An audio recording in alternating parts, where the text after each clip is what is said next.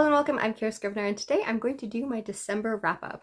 I read 6 books, I think, this year, and not this year, this month, and I mostly enjoyed them. I had a less of a explosive ending of the year that I did. I normally like kind of ram in a bunch of books and hope to finish well, but I do think I finished well. The first one is Fevered Star by Rebecca Roanhorse. This is one that I had started in November. I really enjoy the first book in the series by Rebecca Roanhorse called Fevered Star, and this is a delightful book in which we see about 4 different people's stories as they navigate this world, the beautiful setting and world and fantasy aspects of it, and the ways in which different religions and different cultures, mostly based on indigenous heritage and stuff like that, and it is beautiful.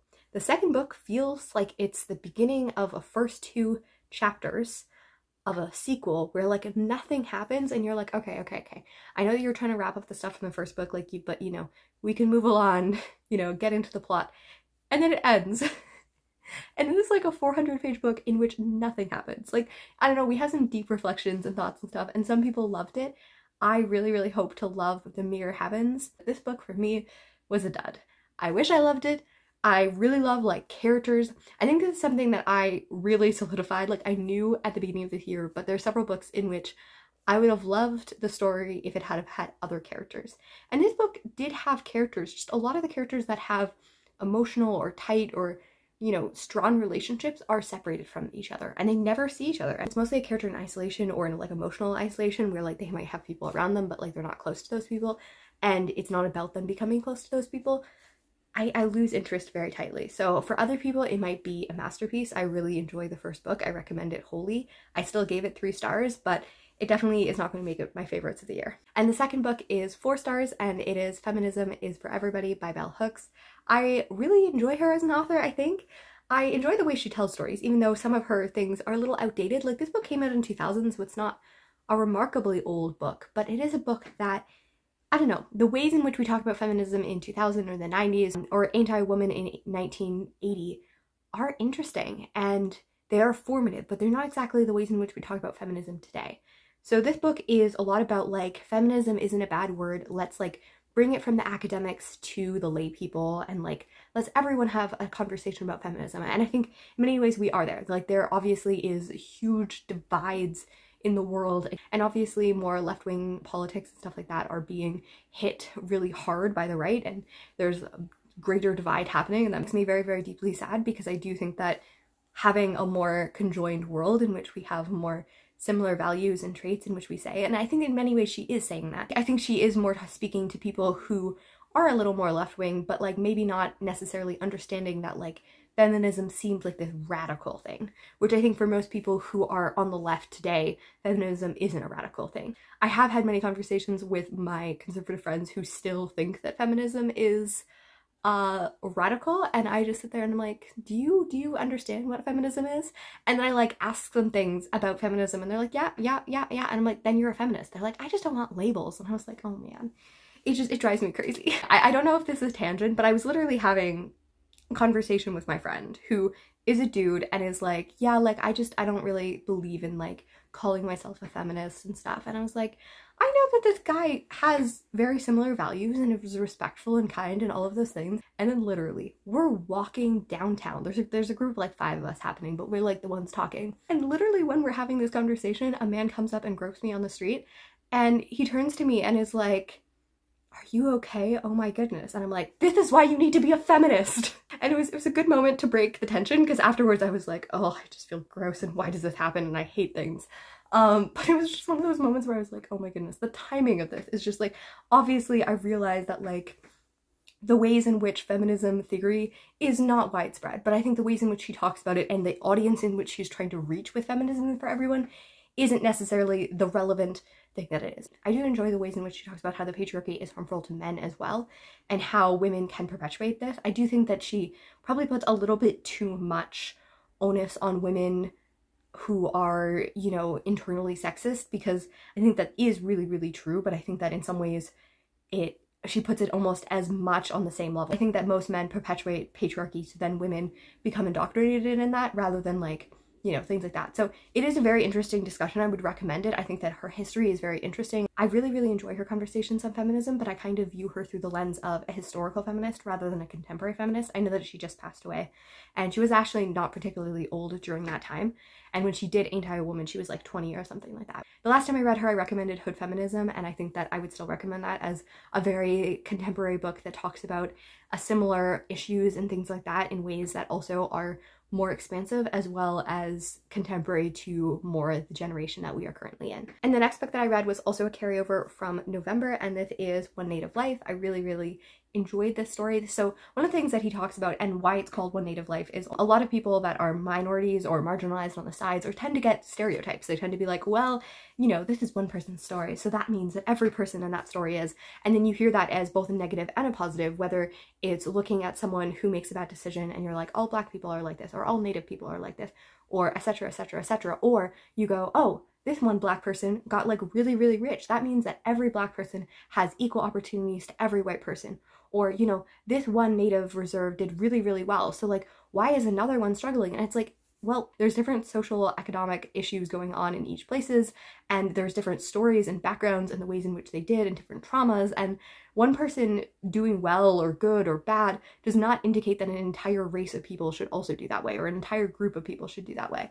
And I really enjoyed the fact that he talks about this, and he's like, yeah, this is my one story. I'm not even trying to like say an overarching story about himself, because it's mostly vignettes. It's like, this is a story of this happened and this happened there. He's trying to talk about larger issues, but it's not like manifesty where it's like trying to be like, and this is why we need to change these. He's like, this is my story. Like he sounds like he's sitting around a fire telling you about his life. And he also talks a lot about interracial adoption, because he was adopted by a white family and the ways in which that skewed his ways growing up, and the way that he re-identified with his family, and the way that he connected to Ojibwe culture, and how he reconnected with his family, and how he became a member of his nation, and the ways in which those stories happen.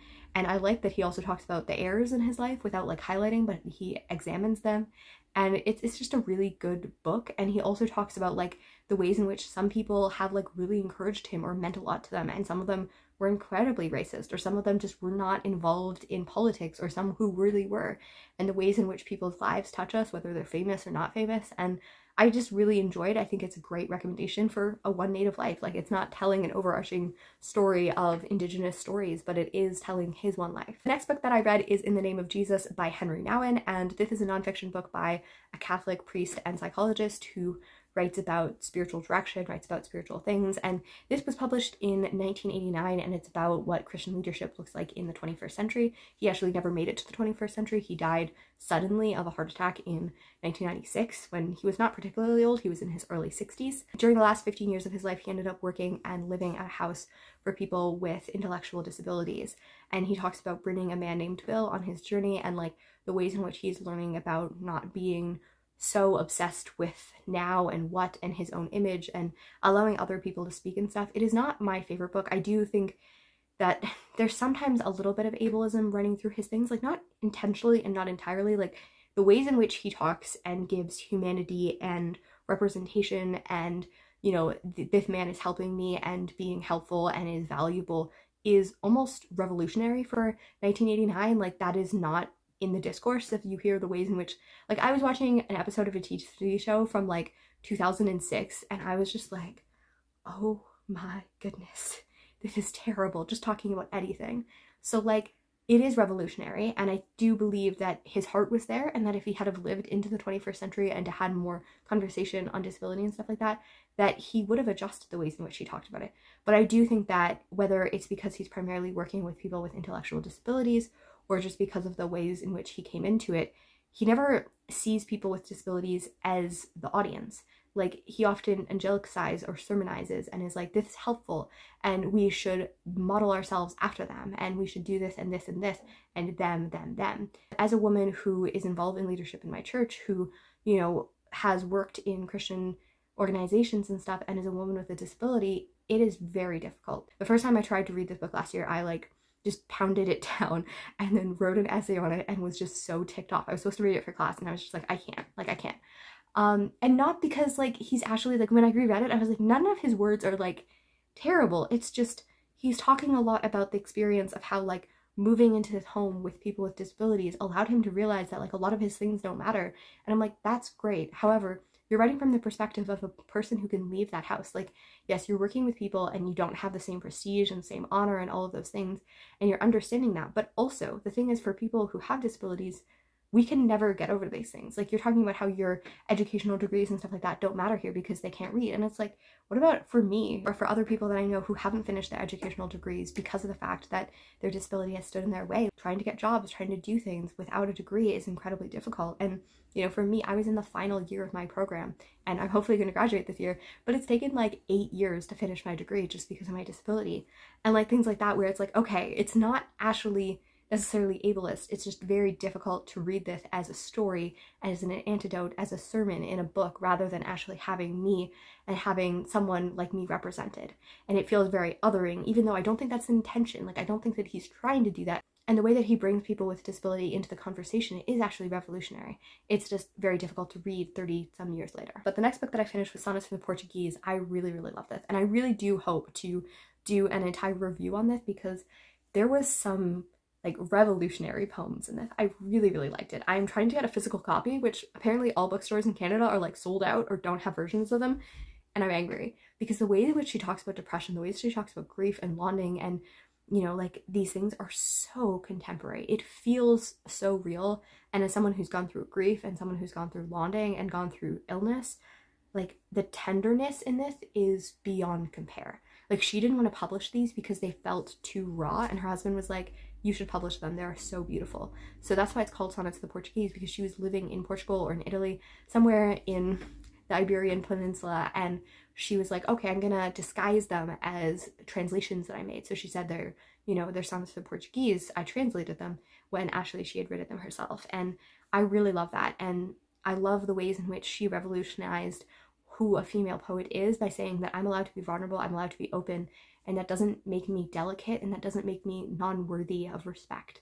And I think that sometimes she hasn't been worthy of respect. She's being dismissed as a lady poet because of the fact that she's not writing about political things, she's writing about love. But I think that the ways in which she has allowed intimacy and the ways in which she's allowed emotions in center stage reaffirms that femininity is not to be disappeared. That female poets and writers do not have to pretend like we don't have emotions, that we have to pretend to emulate this like macho masculine way of being like, oh, I don't have emotions, I'm just going to talk about these things. To actually break into literary things, we can be emotional. And not that men aren't emotional as well, it's just patriarchy also hinders men in their expression of emotions as well. So really love this, really, really love it, and I loved studying up on her as well. And then the next book was a little bit of a dud. It was a book that I really, really wanted to love. I heard the title in the announcement of the Giller Prize and I was like, yes, and I was so psyched and I wanted it to win, and it did win. And then I read it and I was so disappointed. It is one of those books that I think that another person could find revolutionary and beautiful. I do see that the Goodreads reviews are like starkly different, and I think that that depends on what kind of reader you are. If you like more straightforward prose, more matter of the fact, very historical, I think you'll love this. That is not me. As we continue to talk about like isolationism and the ways in which I like stories, this is not going to be a story for me because this dude has no friends.